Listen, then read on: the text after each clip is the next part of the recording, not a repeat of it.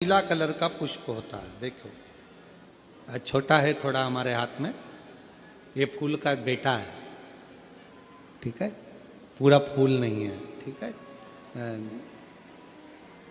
फूल का बेटा है ये छोटा सा। अच्छा दिख रहा है? का है आस्था वालों दिखाओ तो सही, दिखाओ जरा बाजू में, और थोड़ा सा पास कर दो तो सबको नजर आ जाएगा। ठीक गया? शंख पुष्पी, अपारिजात भी बोला जाता है इसको, ठीक है। हर हर विराजो विराजो। तो एक पुष्प अपन कहते हैं हमारे भगवान देवादिदेव महादेव को, भगवान शंकर को बड़ा प्रिय है ये पुष्प। अब किसी से पूछा जाए, आप कह रहे हो कि शंकर भगवान को ये नीला फूल, ये शंख पुष्पी भगवान शिव को इतनी प्रिय क्यों है, भगवान शंकर को इतनी प्रियता क्यों है, कोई से पूछे तो वो बताए चाहे ना बताए पर शिव महापुराण का संवाद कर रहा है। कंठ में स्वयं मां जगत जननी ने 10 विद्या में से एक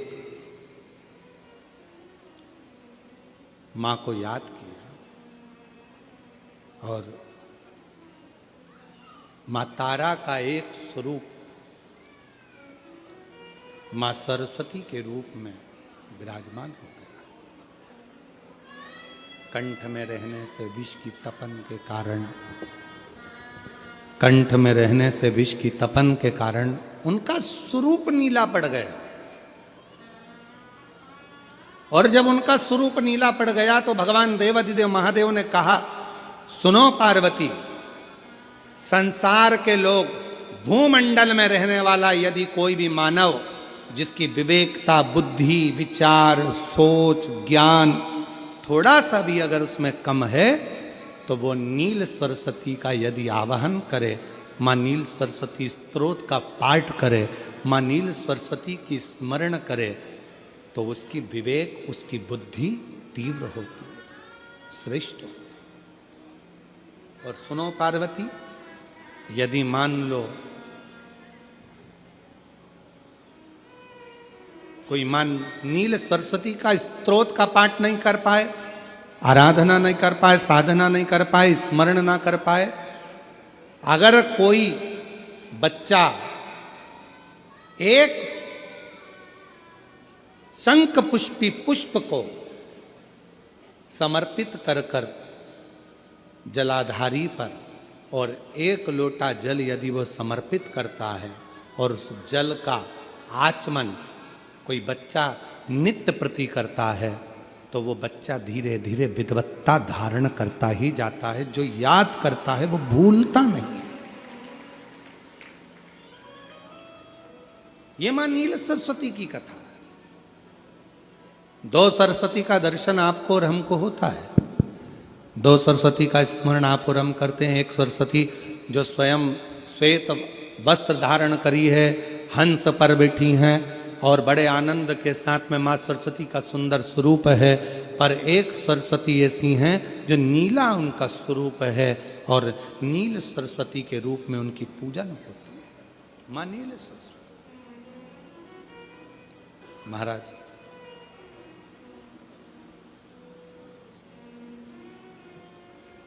जैसे कोई कोई बच्चे ऐसे होते हैं कि जन्म लेने के बाद में उनकी राल टपकती रहती है, विद्वान नहीं हो पाते, पलंग पर पड़े रहते हैं, पांव हाथ काम नहीं करते हैं, और डॉक्टरों का इलाज चलता रहता है पर वो रिटर्न नहीं आ रहा है।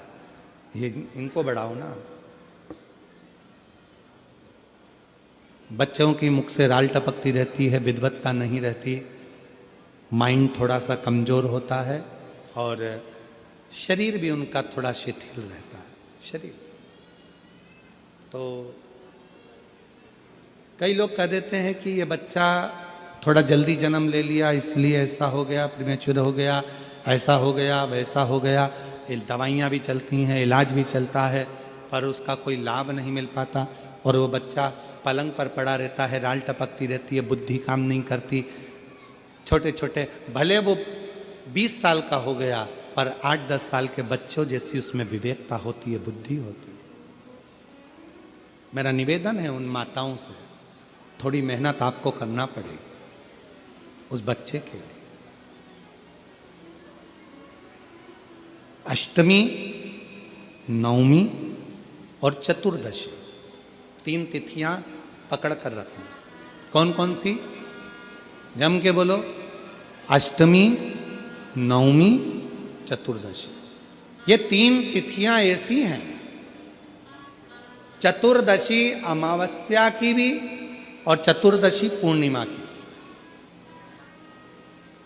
अष्टमी नवमी अमावस्या की भी और अष्टमी नवमी पूर्णिमा की। ये वो तिथियां हैं जिन तिथियों में मां नील सरस्वती का स्तोत्र का पाठ कर कर एक शंख पुष्पी पुष्प, एक अपारिजात का पुष्प जलाधारी पर रखकर 7 बार अगर जल का पात्र से जल चढ़ाया जाए और उसी जल को कटोरी में झेल लिया जाए, उस जल को 3 दिन तक लगातार यदि सुबह दोपहर शाम रोज उस बच्चे को देना चालू करिए, उसके हाथ पैर भी काम करना प्रारंभ करेंगे, उसकी बुद्धि भी काम करना प्रारंभ करेगी।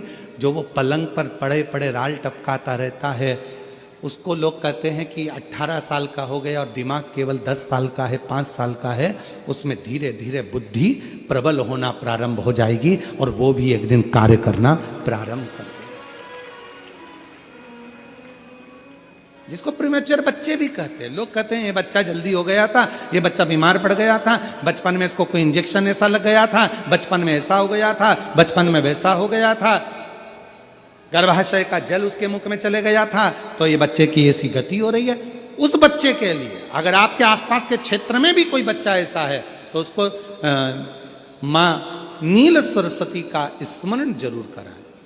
और अगर आप लोगों के पास में मां नील सरस्वती का स्तोत्र का पाठ ना मिले तो प्रयास करिएगा, मोबाइल पर सर्च कर कर मां नील सरस्वती का स्तोत्र भी निकाल सकते हो। बाजार में से गीता प्रेस गोरखपुर की किताब में भी ला सकते हो, पढ़ भी सकते हो, घर में उसका स्तोत्र का पाठ भी कर सकते हो। मां नील सरस्वती स्तोत्र का स्मरण और बड़े भाव के साथ करें स्मरण। और कोई माताएं कह देती हैं, कोई बच्चा कह देता है मम्मी मुझे याद नहीं होता, याद करता हूं परीक्षा हॉल में जाकर भूल जाता हूं, मैं कुछ पढ़ता हूं बाद में जाके भूल जाता हूं, स्मरण में नहीं रहता। तो उनसे भी निवेदन है, आप मां नील पाठ नहीं पढ़ सकते, स्तोत्र नहीं कर सकते, संस्कृत में नहीं पढ़ सकते, तो मां नील सरस्वती के नाम से अष्टमी, नवमी और चतुर्दशी के दिन एक शंख पुष्पी पुष्प को, नीला कलर का जो फूल होता है बेल में लगा होता है, जो शिव जी को अति प्रिय होता है, उस पुष्प को आप जलाधारी पर रख दीजिए। जलाधारी जानते हो ना सब लोग, शिवलिंग पर नहीं, जलाधारी पर रख दीजिए और जल चढ़ाना 7 बार प्रारंभ करिए। बाबा देव अधिदेव महादेव आपको याददाश्तता में प्रवर करेगा। परीक्षा हॉल में जितना तुम याद कर कर गए हो, अच्छी मेहनत कर कर गए हो, तो भूलोगे नहीं, तुम्हारी बुद्धि तीव्र होती चली जाएगी, प्रबल होती चली।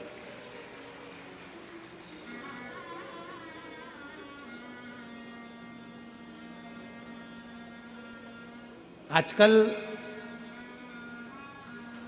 आयुर्वेद में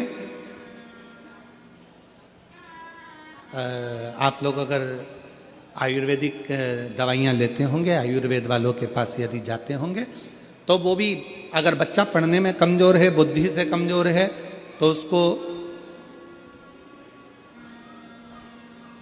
शंख पुष्पी की चाय पीने का भी कहते हैं। बाजार में आती होगी शायद, है भैया कह रहे हैं कि बाजार में वो चाय भी मिलती है, नीली चाय। महाराज याददाश्ता के लिए, उसको प्रबर करने के लिए लोग शिव कथा कर रही। कौन सी सरस्वती? जम के बोलो, जम के जरा,